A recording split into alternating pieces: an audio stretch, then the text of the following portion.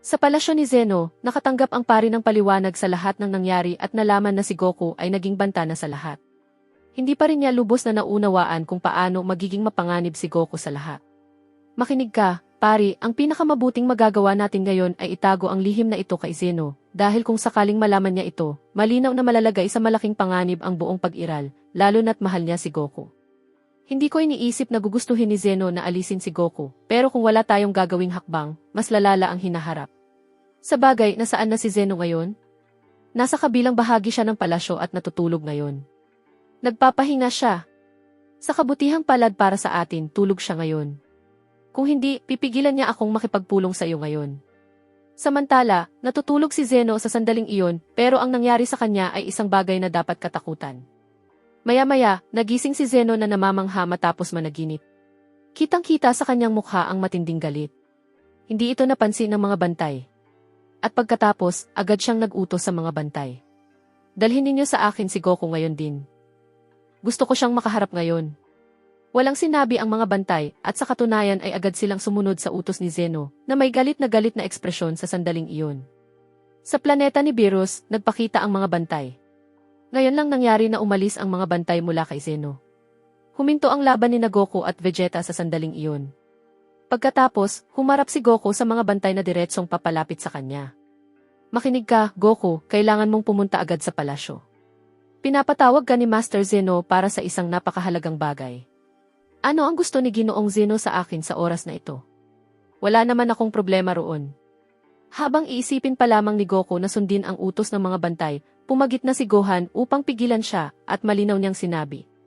Ayokong sumama ka sa kanila, ayokong makipagkita ka kay Zeno kailanman. Gohan, ano bang problema? Mukhang may itinatago ka. Ano ang pumipigil sa'yo na pilitin akong manatili rito? Nakikiusap ako, ama, papatayin ka nila. Nasa panganib ka. Ano ang sinasabi mo? Anong klaseng kapal ng mukha ang ito na nag-udyok sa'yo na suwayin ang utos ni Ginoong Zeno? Parurusahan ka namin ngayon. Sa sandaling iyon, inatake ng mga bantay si Gohan at itinapon siya palayo, at naglakas loob pa silang dalhin si Goku upang iharap kay Ginoong Zeno.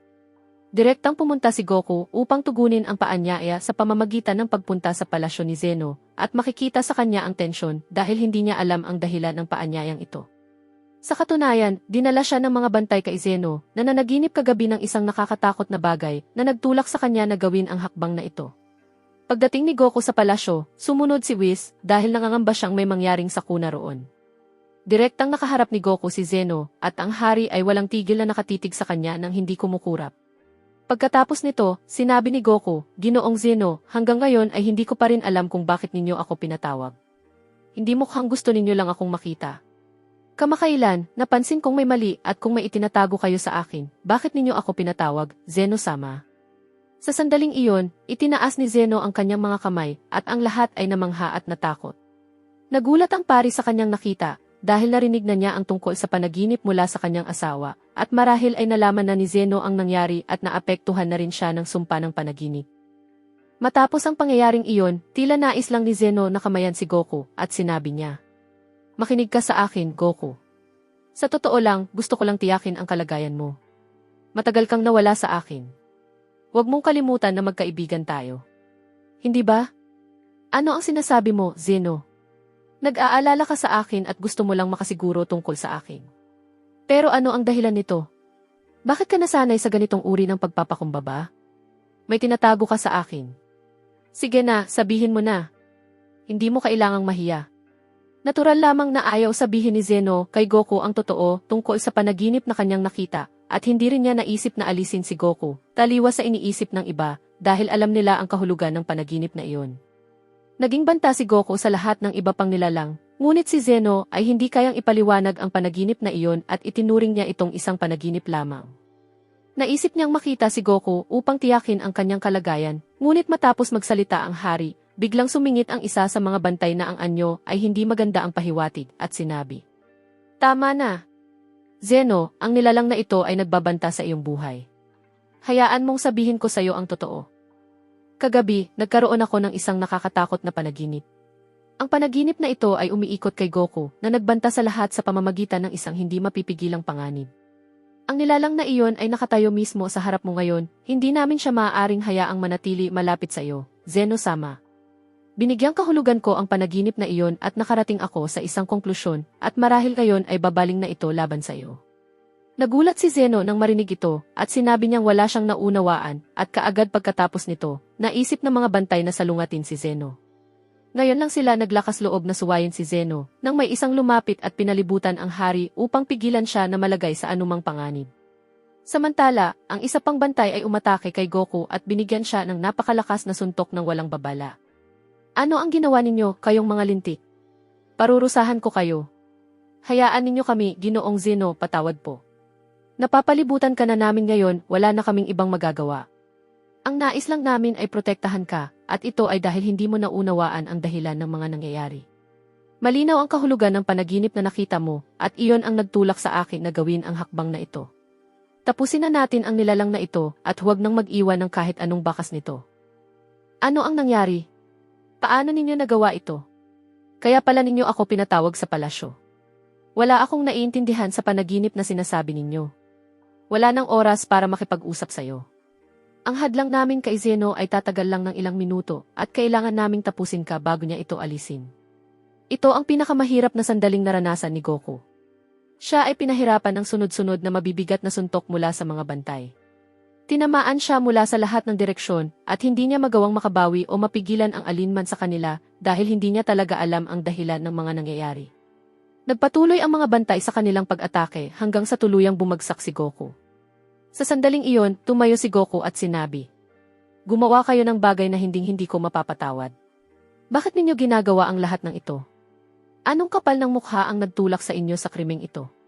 Nagagalit na ako ngayon at makikita ninyo ang isang anyo ko na hindi maganda ang kahihinatnan. Kahit ayaw kong gawin ito, hindi ko na mapipigilan ang galit ko." Nagitngit sa galit si Goku at sumigaw ng malakas, ngunit muli siyang pinagtulungan ng mga bantay at walang awang binugbog hanggang sa tuluyang bumagsak. "Kayo ni. Ang presensya mo ay isang panganib sa amin at ngayon maghanda ka ng saksihan ang iyong katapusan." Sa sandaling iyon, nagbago ang anyo ng mga bantay na nagpapahiwatig na may nagising na matinding galit sa loob nila. Ang kanilang mga mukha ay naging malupit at walang awa ang naghihintay kay Goku. Nag-ipon ang mga bantay ng isang nakakatakot na puwersa at handa na sana nilang ibagsak ito, ngunit bigla silang inatake mula sa isang hindi inaasahang direksyon. Si Zeno iyon na nagtanggal ng hadlang at tinamaan ang mga bantay ng isang nakamamatay na atake na sapat upang tapusin ang buong kaguluhang ito. Ito ang kaparusahan sa sinumang maghihimagsik at maglalakas loob na kumilos ng walang pahintulot ko. Hindi na ako hihingi pa ng tulong ninyo. Naway mapahinga kayo ng tuluyan. Pari, mukhang malubhang naapektuhan si Goku. Gawin mo ang nararapat. Sa sandaling iyon, natakot din ang pari na baka makapinsala si Goku kay Zeno dahil alam na alam niya ang kahulugan ng panaginip na kanyang nakita. Kaya naisip niyang humanap ng paraan upang harapin ang sitwasyon at ilayo si Goku at sinabi niya, "Ginoong Zeno-sama, mas mabuti pong bigyan natin siya ng napakabagal na paggaling upang mapakinabangan niya ang kanyang kabuuang liksi. Kaya mukhang marami na siyang nagawa at iyon ang nakikita ko. Mas mabuting manatili muna siya sa silid paggaling ng matagal at saka ninyo siya puntahan, Ginoong Zeno. Hindi ba magandang desisyon iyon? Alam mo naman ang mas makabubuti sa mga bagay na ito, pari, pero siguraduhin mong huwag itong tumagal ng sobra." Nailipat na si Goku sa silid paggaling at maaaring tumagal ito ng ilang araw o marahil ilang linggo. Samantala, wala na ngayong mga bantay si Zeno, ngunit ano ang magiging kapalaran niya?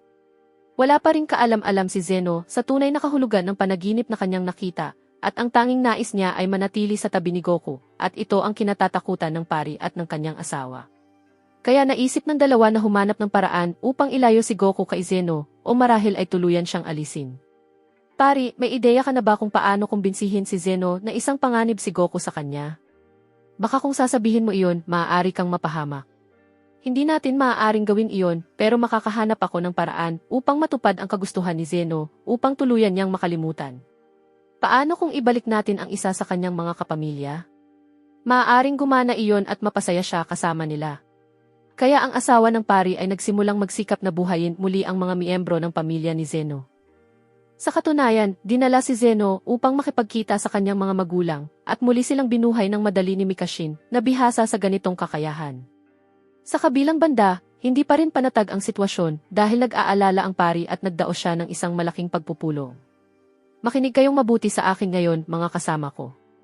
Ang presensya ninyo rito, tulad ng alam ninyo, ay hindi para sa anumang karaniwang gawain o pag-aayos.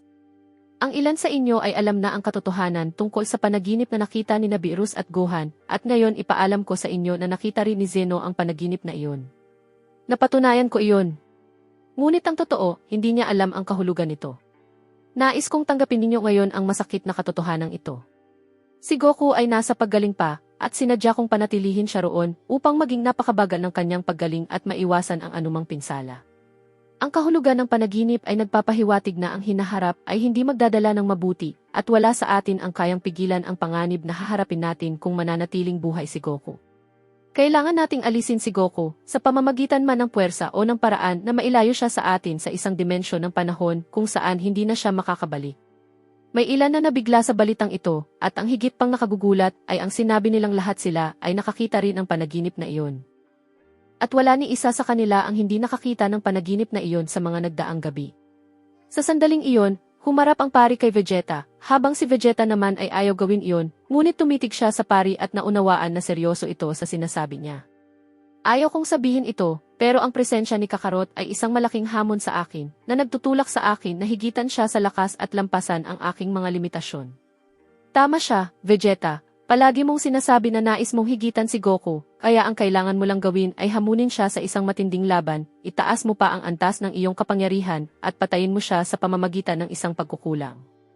Sa sandaling ito, sa palasyo ni Zeno, si Goku ay nasa proseso pa rin ang paggaling, at siya ay humihinga ng malalim habang may nakikita siya sa kalagayang iyon. Nasaan ako? Madilim ang lugar na ito. Son Goku, makinig ka ng mabuti sa akin. Nililinlang ka ngayon. Hayaan mong may sabihin ako sa'yo.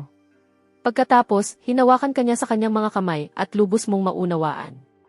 Ako ay isang masamang espiritu mula sa mundo ng mga espiritu.